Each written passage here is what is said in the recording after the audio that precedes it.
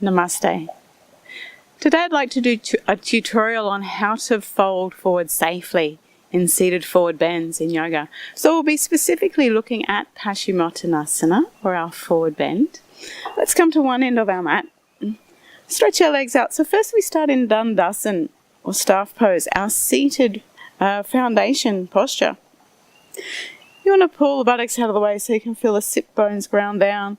Press forward through the heels and then press the backs of the legs down into the mat to get some lift and length through your spine. Notice in this position, is your spine vertical or are you perhaps slouching a little bit? Unless you do yoga regularly or you stretch regularly, you probably will have a little bit of a slouch. So we will need to modify for that position.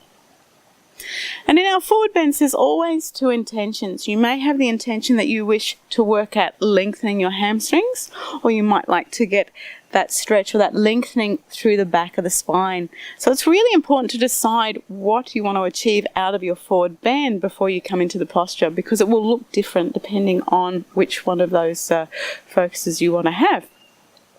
So we'll look firstly at getting the length through the back of the spine. So if you find that you're slouching back a little, it's really important now that you bend the knees and pull on the floor with the heels until that spine can become vertical.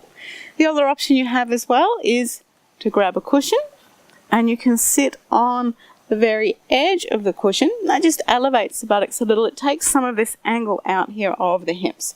But you may find that you still need to bend those knees a little or get a higher cushion if you're sitting tall. So as we start to fold forward, I'll show you just with the bent knee variety here.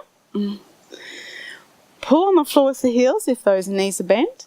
Let's take a breath in and really lengthen our spine first. Reach as high as you can. And then folding forward from your navel. Navel comes forward. Then the chest comes forward. And then you might be able to reach those feet. If you're having trouble reaching the feet, bend the knees so the spine can round. Now make sure you're not hunching into this position, so just let those shoulders soften down, let the armpits drop down, and if you hold the sides of the feet rather than the top of the feet, there's less likely to be hunching around the shoulders as well.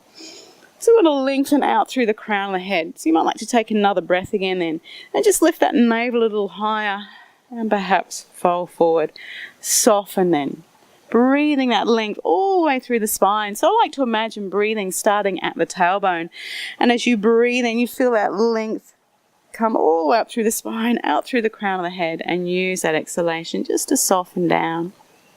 Of course, if you've got nice long hamstrings, those legs will be straight. You'll already be vertical in that lower back before you start.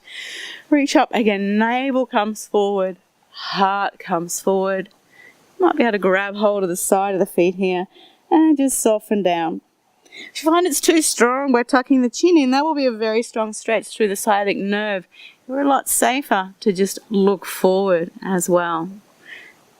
Again, checking on the breath, breathing into the sides of the waist, allowing that back to spread and lengthen.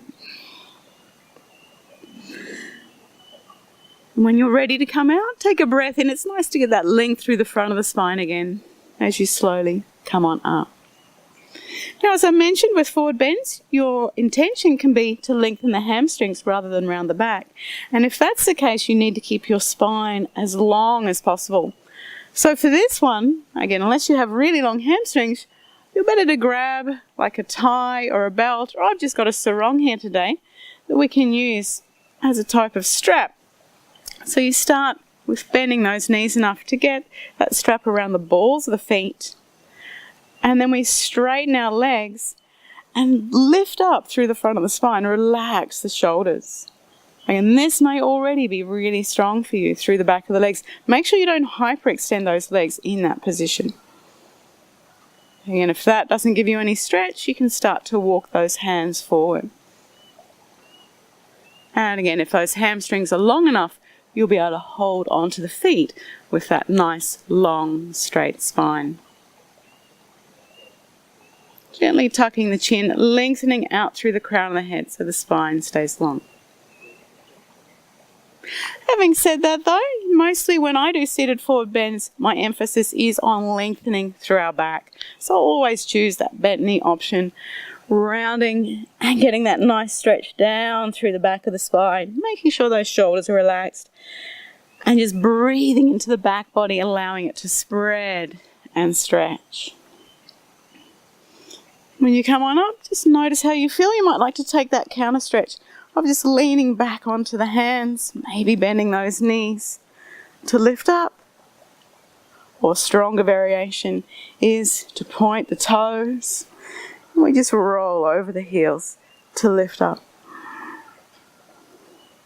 Be aware of your shoulders if you're doing that counter stretch though.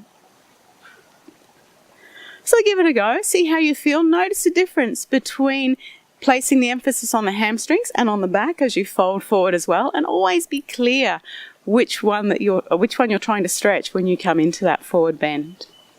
But happy practicing, and I'll see you next time. I'm Tracy Gray. Thanks for watching. Namaste.